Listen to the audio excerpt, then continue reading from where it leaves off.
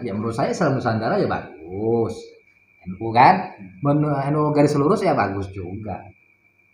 Sama bagus. Siapa yang salah? Yang salah itu yang punya kepentingan. Iya. Menggunakan. Yang ingin merusak NU dari dalam itu. Saya balik lah.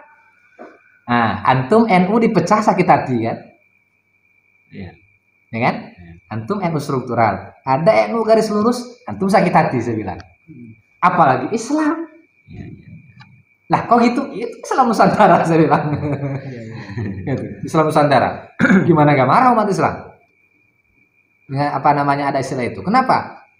Karena setiap NU ya Ahlussunnah, tapi tidak setiap Ahlussunnah kan NU. Iya. Di Indonesia umat Islam ini kan 229 juta lah kurang lebih.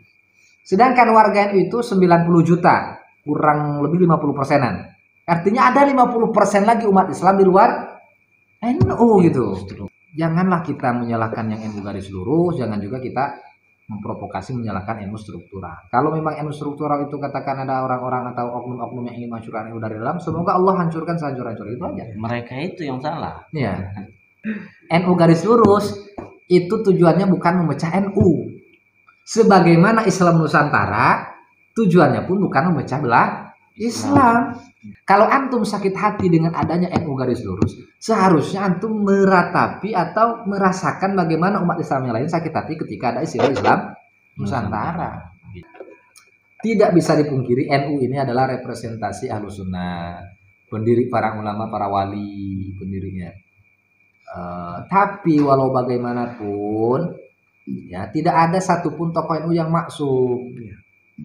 Gitu kan, makanya ketika ada ulama yang mengkritik tokoh NU, jangan diartikan ulama ini mengkritik NU.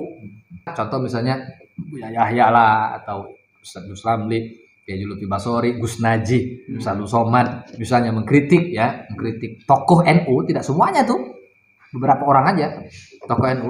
Jangan dikira ulama-ulama ini menyerang NU, enggak. Ya, kopinya ada habis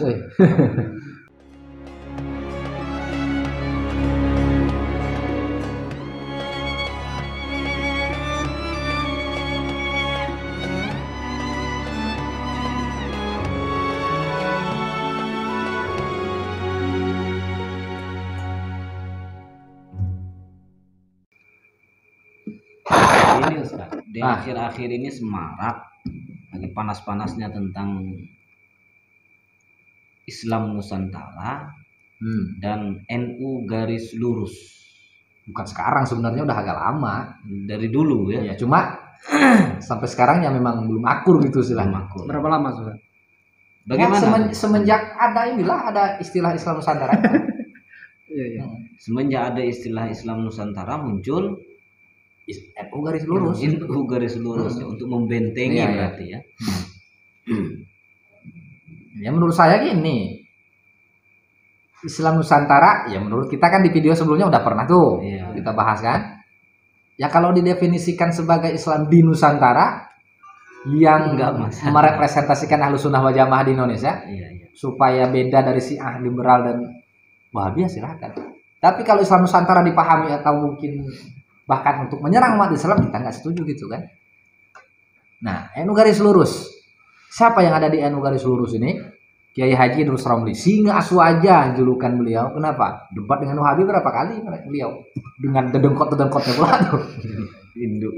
Buya Yahya, luar biasa kontribusinya untuk umat Islam di Indonesia. Kiai Haji Lutfi Basori, ya kan, luar biasa beliau gilahnya terhadap Nahdlatul Ulama, terhadap NU. Tapi mereka ini sekarang dikucilkan.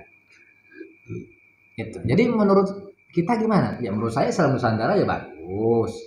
NU kan, NU garis lurus ya bagus juga.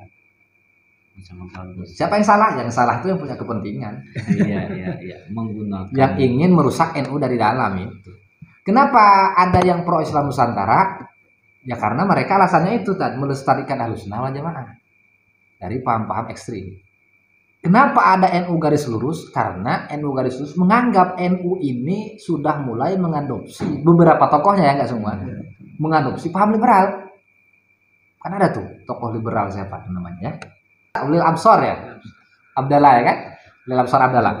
Karena aktif NU struktural loh, liberal dia tuh. Gitu. Itu liberal. Nah, jadi di situ melihat Kemudian ya ada lagi katanya kecondongan beberapa tokoh Syiah. Kita sebut ya tokohnya ke Syiah. Nah, jadi NU garis lurus ya menganggap seperti itu. Nah, yang lucu saat saya ada pernah sharing lah dengan kawan. Dia pro NU struktural. Ya, kalau kita kan dua-duanya bagus lah menurut kita kan, insya Allah. Kita berusaha dengan para ulama ya. Nah, ada kawan saya itu dia pro NU struktural.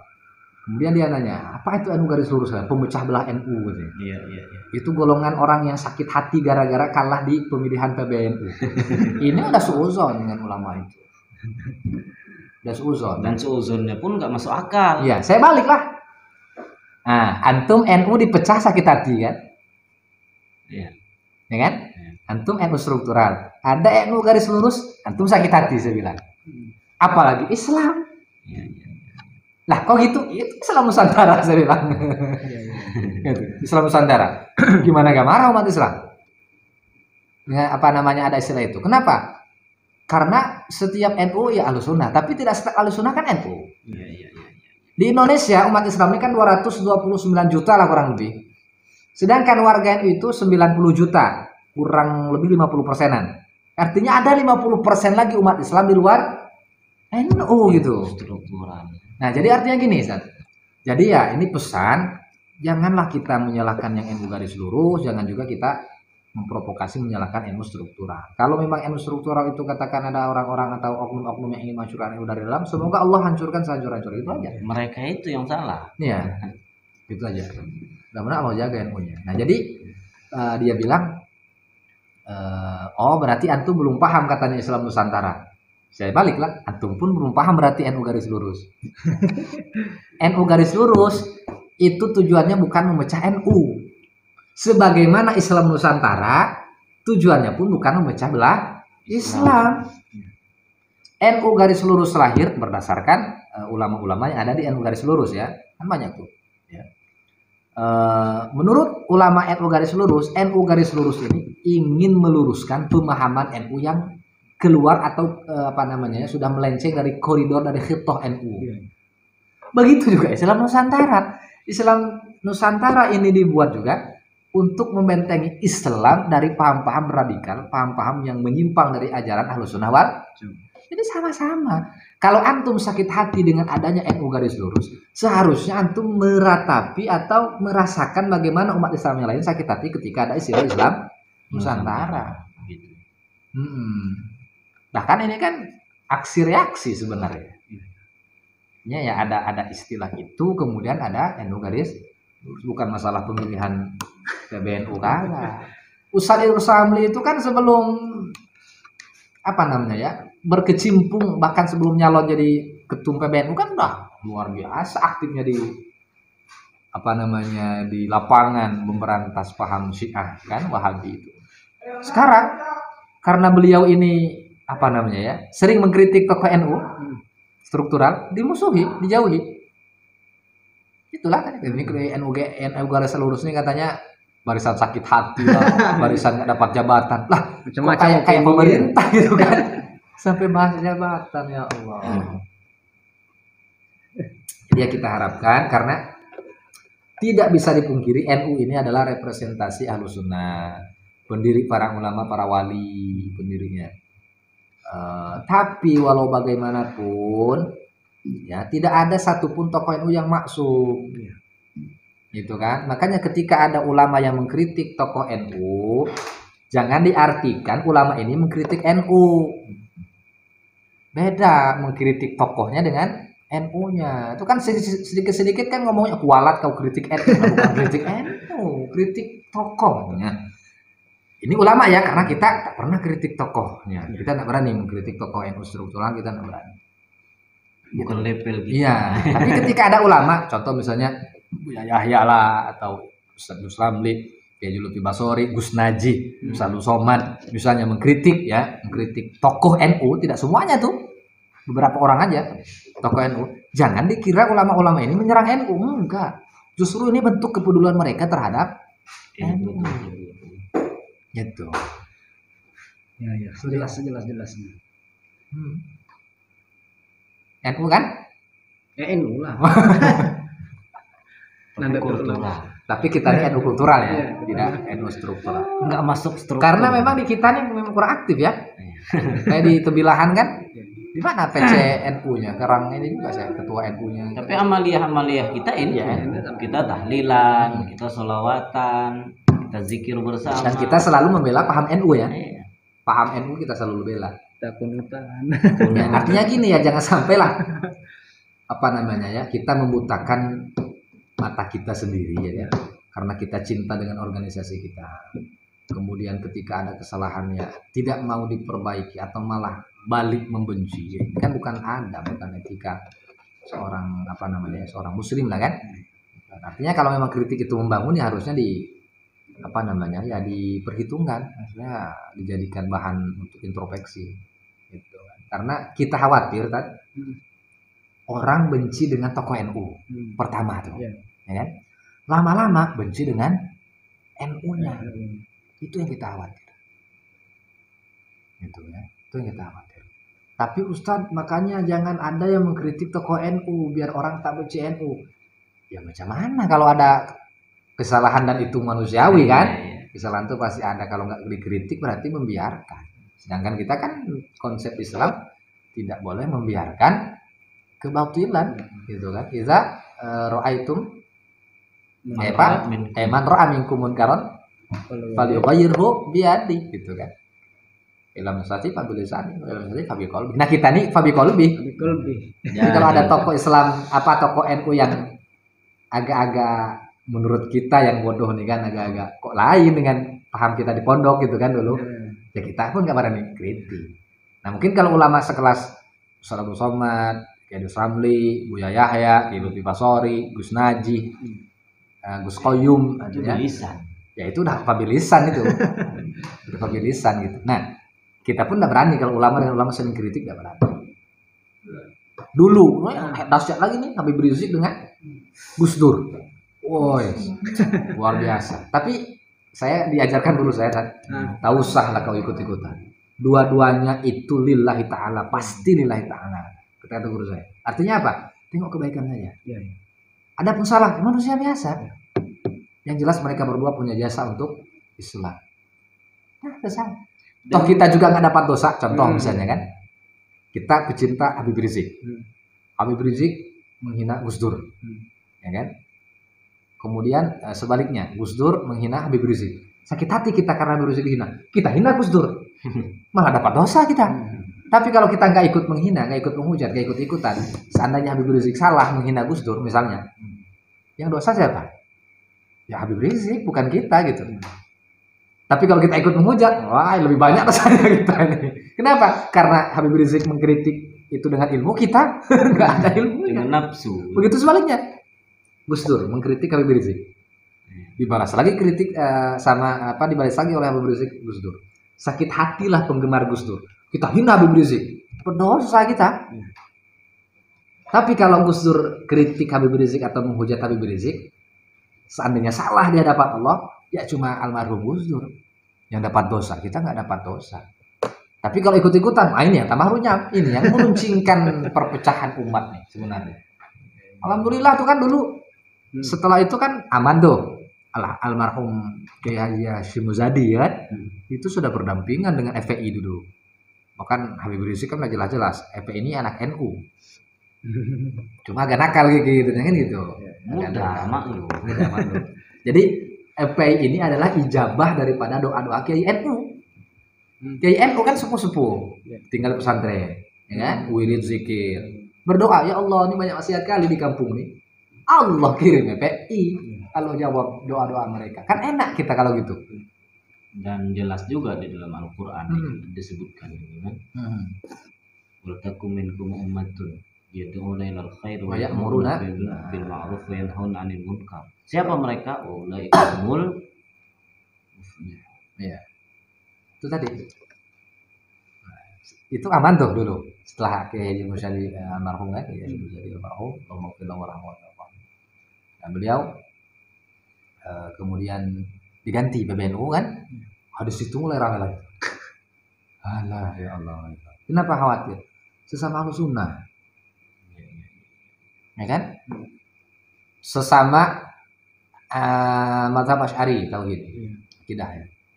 Sesama mazhab Syafi'i pula. Bertasawuf pula dua-duanya. Satu ulama watan kedua-duanya. Semua tak ada bedanya. Bedanya cuma di harokah. Sistem.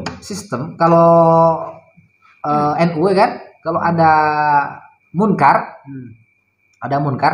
ya mereka fabilisani ada. Kadang-kadang kan, cuma tidak sampai sweeping gitu aja. Gitu. Kalau FPI itu sampai sweeping. Dan apa namanya ya, dulu kebetulan punya kawan saya pimpinan pondok, beliau sekarang Kiai Haji Dadan namanya. Beliau ini termasuk aktif di FPI kan. Saya tanya, termasuk saya yang benci FPI dulu, Ustaz. Iya, awal-awal dulu muncul tuh. Karena yang di media tuh buruknya yang muncul. Yang buruk, iya. Saya tanya lah. Kita nggak tahu yang sebenarnya. Zaman dulu kan belum ada media. Apalagi kasus Monas dulu kan. Nah, tanyalah sama dia, gimana nih FPI ini? Saya bilang sweeping aja, apa namanya, melanggar ketertiban kan, mengganggu ketertiban masyarakat. Apa dia bilang? Semuanya sudah ada juknisnya. Diperlihatkanlah dia apa namanya, macam ADART FPI. Jadi kalau ada kemunkaran, dan kemunkaran itu bukan dicari loh, tapi laporan masyarakat. Laporan. Iya, nggak dicari-cari. Kecuali memang nampak kan. Artinya nggak disisir. Datang ke daerah ini kan cari tempat judi, enggak. Tapi hanya apa namanya ya, hanya mengeksekusi yang dilaporkan oleh masyarakat. Artinya masyarakat setempat merasa risih, baru ditindaklanjuti oleh. Nah, FPI pun enggak gerada geruduk misalnya. Ada tempat judi langsung sweeping, enggak. Ada prosedurnya. Datang ke RT Tabayun ditanya, bener enggak? Tanya masyarakat, ya kan? Sehingga berita itu betul-betul mutawatir. Memang ada tempat apa namanya, perjudian, tidak bakalan bohong. Iya, mustahil bohongnya masyarakat. Ada tempat maksiat memang di kampung itu, datangi RT-nya, minta surat pengantar. Datang ke kecamatan, minta ditutup atau ditindaklanjuti. Ditindaklah. Tidak ditanggapi. Nah, 3 kali baru ke polsek. Itu ya, itu yang beliau sampaikan saya. Ke polsek 3 kali juga tuh. Ya, menyampaikan laporan masyarakat, surat pengantar dari apa namanya, dari RT, desa dan kecamatan. Nah, yang 3 ini udah nggak bisa nih kan, karena memang bukan ranahnya. Lari ke polsek. Polsek 3 kali didatangi tak pula ditindak, meminta izin tertulis. Diizinkan. Kalau tidak diizinkan ya ditangkap lah dari dulu. Diizinkan, tapi yang jelek siapa? FPI, harusnya polisi karena mengizinkan kan, atau harusnya berterima kasih lah. Gitu. Nah, ini yang kadang masyarakat nggak paham. Jadi pikirannya radikal, dikit-dikit katanya tangkap. Yang di sweeping itu bukan tempat pengajian, tapi tempat-tempat maksiat. Nah, ini masalah NU tadi ya. Masalah apa? Islam Nusantara dengan NU garis lurus. Kita menghormati ulama-ulama NU struktural, kita juga menghormati ulama-ulama NU yang ada di barisan NU garis lurus. Ya, kita husnuzon, sekali lagi kita husnuzon kepada para ulama-ulama itu semuanya li'anai kalimatillah, tujuannya baik. Adapun siapa yang benar, Allah yang bisa menghakimi dari akhirat nanti. Mudah-mudahan yang benar dapat 2 pahala, yang salah dapat 1 pahala gitu aja. Karena ini hasil ijtihad mereka, dan mudah-mudahan mereka sudah kompeten dalam ijtihad masalah ini, maksudnya ya. Masalah. Nah, gitu aja lah ya. Aduh, ini kita ngobrol-ngobrol apa nih? Santai. Sambil mengerjakan rapor ARD ya, aplikasi rapor digital. Ini harus bisa juga nih. Karena sekarang banyak santri di sini, apa yang pesantren nggak bisa komputer nih, gitu, ya kan? Jangan salah, pesantren sekarang udah canggih-canggih komputernya. Alhamdulillah komputer kita UNBK, alhamdulillah kemarin kan, cuma sekarang dihapus pula. Udah sayang modal komputer power. Aduh ya. Nanti khawatirnya ganti lagi apa namanya? Dinas pendidikannya, ganti lagi menteri pendidikannya, ganti lagi apanya, sistemnya, ganti lagi aturannya. Sesuatu yang udah kita persiapkan lama-lama cuma dipakai untuk sementara. Ya, sekali 2 kali selesai. Aduh, ini nggak apa-apa. Ya, sahabat Asia, nah itu saja lah ya, nih kita ngobrol-ngobrol santai aja nih, nggak sebenarnya nggak niat bikin konten ya, tapi sayang kalau nggak direkam gitu. Jadi sama kawan nih. Direkam kawan gitu. Mudah-mudahan bermanfaat lah ya. Kalau ada salah-salahnya ya mohon maaf. Maklum. Ya. Ngobrol santai. Santai. Jadi kami ini apa namanya ya, tenaga pengajar lah, tenaga pengajar di Pondok Pesantren Modern Al-Azkiyah, Desa Pengalihan Kecamatan Belitung, Kabupaten Indragiri Hilir, Provinsi Riau, Indonesia. NKRI harga mati. Islam tetap di hati. Akhirnya mati. Nah, apalagi ya tadi? Bagi sahabat Asia yang mau masukkan anak cari pesantren, khusus di daerah yang dekat-dekat, daerah Sembilan, Inhil, seprovinsi Riau masih, yang dari Jawa boleh juga. Ya, silakan bisa sendiri dari Tasikmalaya. Alhamdulillah. Kan kemarin saya sempat juga bawa santri beberapa orang. Nah, yang mau daftar silakan bisa diakses di www.askiakreatif.com, pendaftaran online. Ya, silakan daftar di situ. Biayanya berapa? Biayanya murah, 500.000 per bulan. Untuk makan sehari 3 kali ya, Ustaz ya? Iya, 3 kali. Makan sehari 3 kali. Ya, tapi ya santri begitulah lauknya, ya. Seadanya. Kenapa? Melatih susah. Gitu. Jadi supaya nanti kalau santri ini udah lulus dari pondok, ketemu daging kan senang. Nah, gitu ya. Ini orang susah ketemu susah udah biasa nanti. Tapi kalau kita di pesantren biasa senang, ketemu susah nanti keluar pesantren, wah itu nanti bisa balik lagi ke pesantren. Nanti nggak tamat-tamat ya kan? Enak pesantren lagi kita ingat. Iyalah, di antara orang tua kan. Duit dikirimin ya. Alhamdulillah asrama sudah komplit. Programnya kita ini punya konsep mensalafikan modern, memodernkan salafi. Jadi 2 metode pendidikan di pesantren kita adopsi. Ya, salafnya kita belajar kitab saja ya. Alhamdulillah kita banyak mendatangkan guru yang kompeten di kitab kuning, Nahwu Shorof, ya, kemudian kitab bahasa Arab yang lainnya. Dan juga ilmu umum ya, pendidikan umum juga kita mengikuti kurikulum dari Kementerian Agama. Ya, jadi kitabnya dapat, kemudian pelajaran umumnya dapat. Tapi yang mau fokus ke tahfiz Quran, alhamdulillah ada. Ya, kemudian alhamdulillah ya, rencana kita juga akan buka takhusus kitab ya, insya Allah ke depannya. Jadi santri yang ingin menekuni bidang kitab ini, insya Allah ya bisa. Dan alhamdulillah tahun kemarin ya, antum ikut lomba MQK ya, Musabaqah Qiraatul Kitab. Alhamdulillah santri kita 2 orang tembus ke tingkat provinsi, walaupun di provinsi kalah. Ya wajar lah, pesantren baru kan. Tapi minta doanya lah kepada seluruh sahabat ya. Mudah-mudahan pondok ini menjadi apa namanya ya, menjadi ladang. Bukan ladang. Sarana untuk membangun generasi-generasi. Nah, mudah-mudahan Pondok Pesantren Modern Al-Azkiyah ini menjadi lembaga yang bisa mencetak generasi yang bermanfaat sebagaimana moto kita ya. Dan juga mencetak anak-anak yang soleh dan solehah. Ada 4 jenjang ya, ada yang TK, RA ya, RA, kemudian madrasah ibtidaiyah, madrasah tsanawiyah, dan madrasah aliyah. Itu saja kesempatan kita untuk kali ini ya, dengan para tenaga pengajar ini, Ustaz Haji Cobek, ini Ustaz Qadir Al-Jawad. Ini bukan yang Wahabi. Iya. Ini yang NU. Qadir Pendi Al-Jawad ya. Kami mohon pamit, kami merokok nih. Ini biar antum-antum yang nengok nih, oh ini NU. Biar tahu.